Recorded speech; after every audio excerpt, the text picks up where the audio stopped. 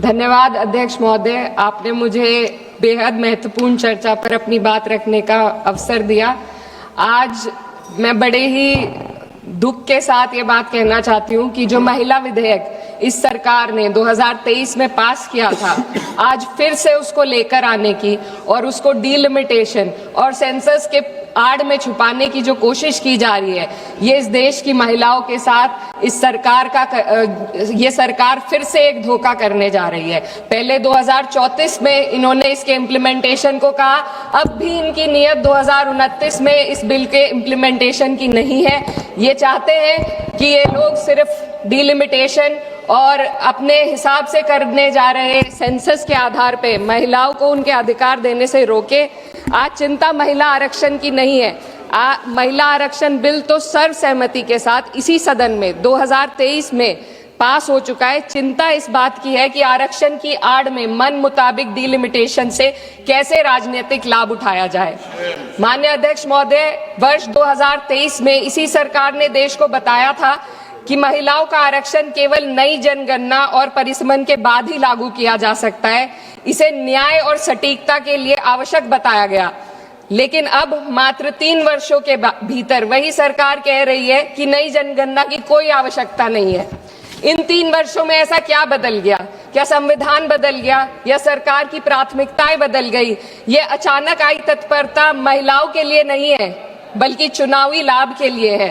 पश्चिम बंगाल और तमिलनाडु जैसे राज्यों में चुनावी प्रक्रिया चल रही है, इसीलिए सरकार का यह बदलाव किसी ठोस बुनियाद पर आधारित नहीं, बल्कि शॉर्ट टर्म पॉलिटिकल माइलेज पर आधारित है। पहले कहा गया कि अपडेटेड आंकड़ों के बिना प्रतिनिधित्व अन्यायपूर्ण होगा, और आज उसी सिद्धांत को नजरअंदाज किया जा रहा है। ये और कुछ नहीं, सिर्फ और सिर्फ पॉलिटिकल अपॉर्चुनिज्म है। माननीय अध्यक्ष महोदय, इस विधेयक की सबसे बड़ी खामी यह है कि सरकार जानबूझकर पुराने आंकड़ों का उपयोग करना चाह रही है। जनगणना 2021 में होनी थी, लेकिन सरकार उसे कराने में विफल रही और अब उस गलती को सुधारने की बजाय देश के प्रतिनिधित्व को 2011 के आंकड़ों पर चलाना चाहती है, जो 2029 में 18 वर्ष पुराने हो जाएंगे। ये विधेयक आज के भारत को कल के आंकड़ों में ढालने की कोशिश है। जब नीति लोगों को उनके वर्तमान स्वरूप में देखना बंद कर देती है और उन्हें पुराने समय के आधार पर आंकती है, तो वह केवल असत्य ही नहीं बल्कि अन्यायपूर्ण भी हो जाती है। माननीय अध्यक्ष महोदय, हमारा संविधान एक स्पष्ट ढांचा प्रदान करता है। आर्टिकल 82 ये सुनिश्चित करता है कि परिसमन जनगणना के बाद हो, और आर्टिकल 81 और 170 ये सुनिश्चित करते हैं कि प्रतिनिधित्व जनसंख्या के आधार पर हो, ताकि हर वोट का सामान्य मूल्य रहे। लेकिन ये बिल सीधे एक व्यक्ति एक वोट के सिद्धांत को प्रभावित करता है। माननीय अध्यक्ष महोदय, स्थिति और चिंताजनक हो जाती है जब हम परिसमन आयोग को दी जा रही शक्तियों का आकलन करते हैं।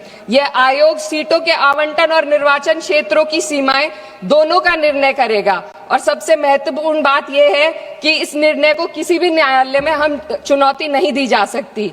इससे ऐसी स्थिति उत्पन्न होती है जहां सत्ता पक्ष पूरे देश के पॉलिटिकल मैप को अपने लाभ के लिए बदल सकती है, वे भी बिना किसी न्यायिक निगरानी के।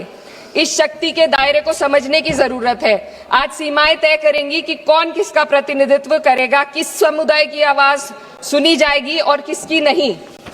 महोदय, डेमोक्रेसी में पावर के साथ साथ चेक और बैलेंसेस होना बेहद जरूरी है। सरकार एक ऐसी संरचना बनाना जा रही है जहां पावर केंद्रित हो और जवाबदेही अनुपस्थित हो, और जब इतनी व्यापक शक्तियां बिना किसी निगरानी के दी जाती है तो ये केवल एक तकनीकी चिंता नहीं रहती, ये प्रतिनिधित्व की निष्पक्षता को प्रभावित करती है। माननीय अध्यक्ष महोदय, ये विधेयक लोकसभा की सदस्य संख्या को 50% बढ़ाने की बात करता है, लेकिन इतनी बड़ी वृद्धि संसदीय कार्य प्रणाली में किसी सुधार के इस सदन की प्रभावशालीता को कम कर सकती है।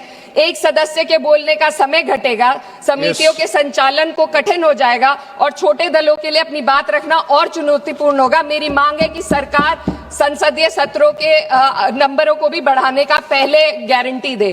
अध्यक्ष महोदय, मैं बहुत जरूरी बात रखना चाहती हूँ, 2 मिनट दीजिए। महिलाएं कोई होमोजेनियस ग्रुप नहीं है, ये एक समान एक रूप समूह नहीं है। उनकी वास्तविकताएं जात, वर्ग और सामाजिक पृष्ठभूमि से निर्धारित होती हैं।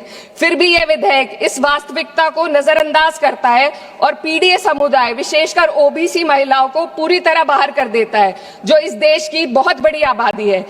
ये इस विधेयक की संरचना में एक गंभीर कमी है। सोचिए एक ऐसी युवा महिला, सर 2 मिनट्स, जो पिछड़े वर्ग या अल्पसंख्यक परिवार से आती है, जो अपने घर में पहली बार पढ़ाई कर रही है, पहली बार घर से बाहर निकलकर सार्वजनिक जीवन का सपना देख रही है। उसके पास ना संसाधन है, ना नेटवर्क है, ना राजनीतिक समाधान है।